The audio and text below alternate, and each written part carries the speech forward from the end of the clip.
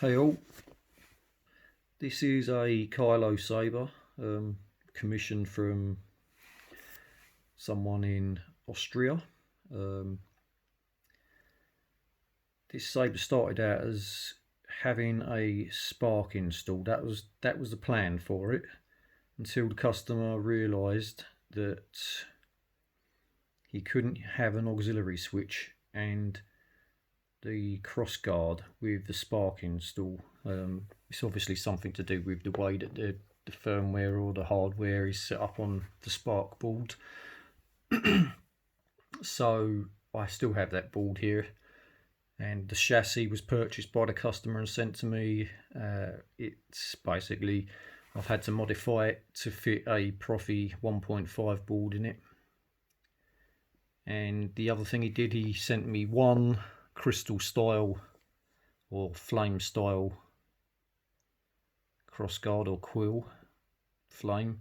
He didn't send me the main blade. He just ordered, or rather I ordered the pixel strips and the PCB with the magnet and the foam, and asked me to make it to the length that he measured for the inside of his flame style blade, which he's got at home. The reason he did that is because obviously saving on postage, because this wasn't a big budget build. This was a keeping it within budget to what he could afford. Sorry about that.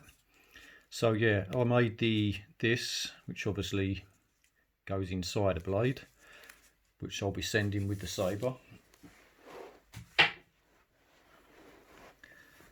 The other thing is, obviously, I made one quill for him, and then I made the second, which he's basically got to insert. Now, it looks kind of short, and that's because it is. The problem with the quills that he's got is inside they taper very, very narrowly, and I've cut these, trimmed the sides. I've trimmed the sides down on the these Neopixels. So obviously it's got pogos in there. Now what I did, because I couldn't find any on Shapeways, I'm either stupid or they don't exist. I'm thinking that they don't exist.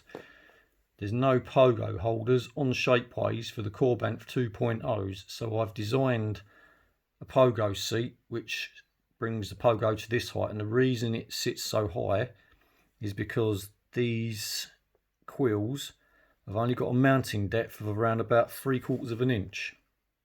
So I had to make a seat for the pogo to sit on top of. So it sits there, which also meant I had to cut down the blade plugs which go in, and I've also put an insulating tape on the back of them so they don't touch the pogo terminals directly, because the back of these blade plugs is actually made of aluminium, so I don't want the chance of them shorting out and frying the board. The other thing that he asked for was the silver activation button, which I've done. He's got the accurate style red wire. Let me just flip it over. It has the 3 silver pieces that come with it. Now what I've done is, and his brass accent rather than the silver one that comes with it, and the crosshead screws. It's also got the rounded or the smooth style wire holders for the red wire.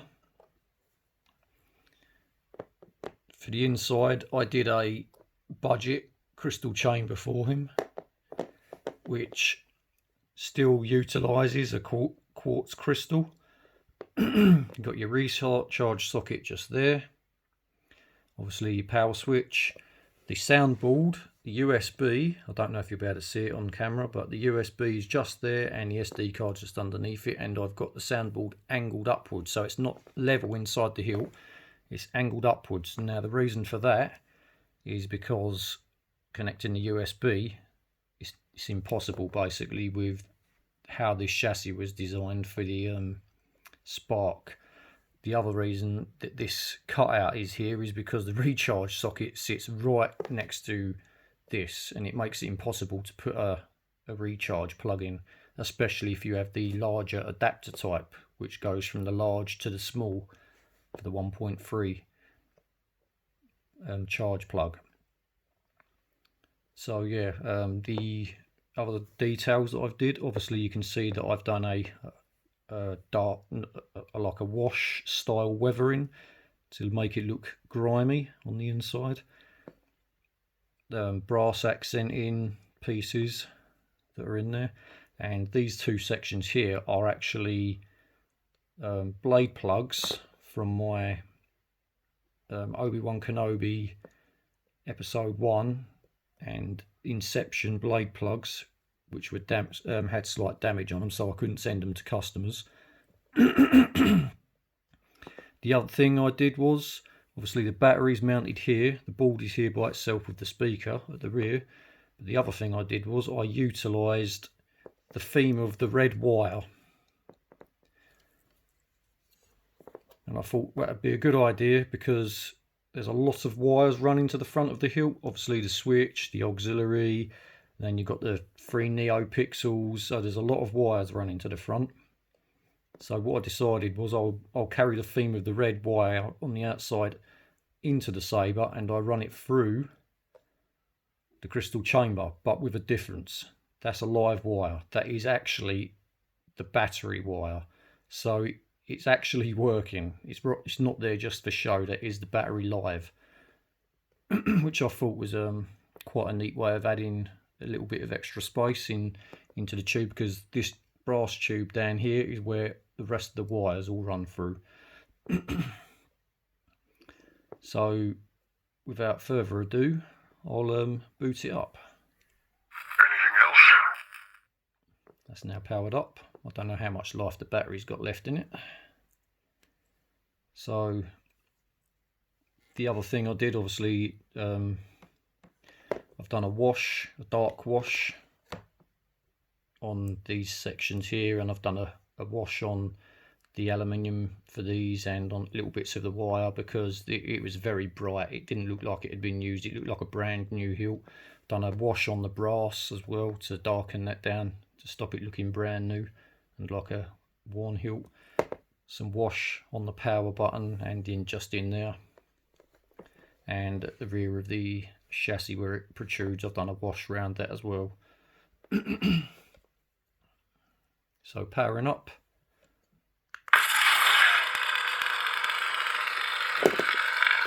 And you can see the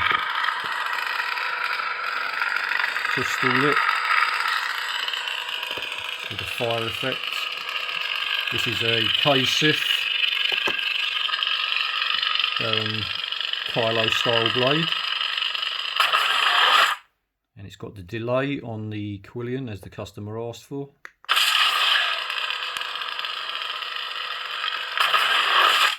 It's the K-Sith font, I believe, as well, and it comes with 2 versions of it in the same font package, so I've just split the 2, TFA and TLJ, apart.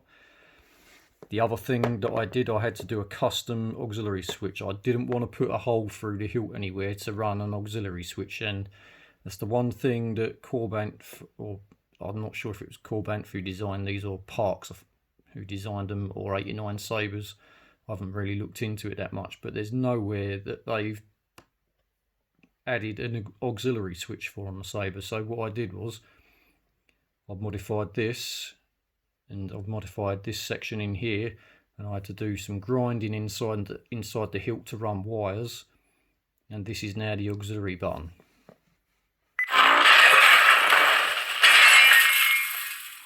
So there's your auxiliary button, and it sounds completely different when the cover's on as well. So yeah.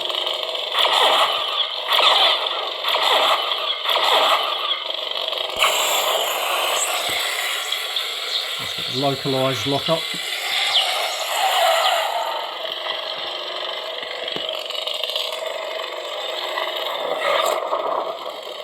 Hold the power button down for a few seconds and release for a force effect.